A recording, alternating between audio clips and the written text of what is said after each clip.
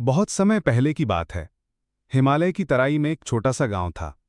वहां एक वृद्ध संत निवास करते थे।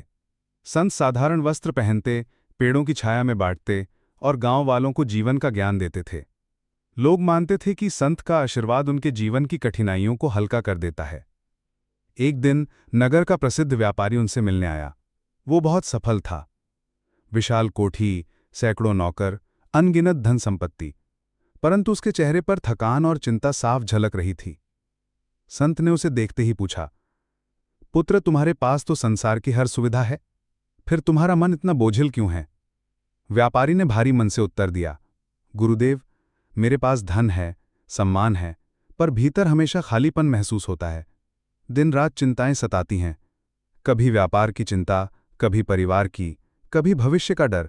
मैं चैन की नींद तक नहीं सो पाता। कृपया मुझे शांति का मार्ग दिखाइए। संत ने उसकी बात ध्यान से सुनी और फिर मुस्कुराकर कहा, ठीक है, चलो मेरे साथ। तुम्हारे प्रश्न का उत्तर मैं शब्दों से नहीं, अनुभव से दूंगा। नदी के किनारे का सबक। संत व्यापारी को लेकर नदी किनारे पहुंचे।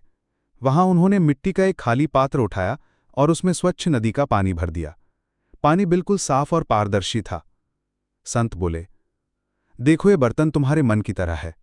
जब ये खाली था तब इसमें शुद्ध पानी भरा जा सकता था, साफ, निर्मल और जीवनदायी। फिर संत ने उसी पात्र में मिट्टी डाल दी। पानी तुरंत गंदला हो गया। अब बताओ, क्या यह पानी पीने योग्य है? व्यापारी ने कहा, नहीं गुरुदेव, ये तो गंदा हो गया है।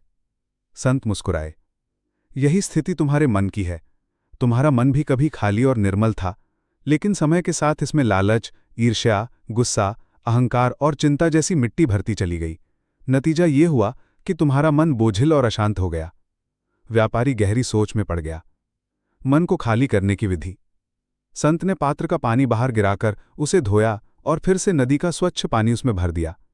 देखो, बर्तन को साफ करके फिर से निर्मल जल आ गया। ऐसे ही अगर तुम अपने मन को नकारात्मक विचारों से खाली करोगे तो उसमें शांति और आनंद अपने आप भर जाएंगे। लेकिन अगर तुम बार बार इसमें गंदगी डालते रहोगे तो चाहे बाहर से कितना भी चमकाओ, भीतर का पानी अशांत ही रहेगा। व्यापारी की आंखों में चमक आ गई।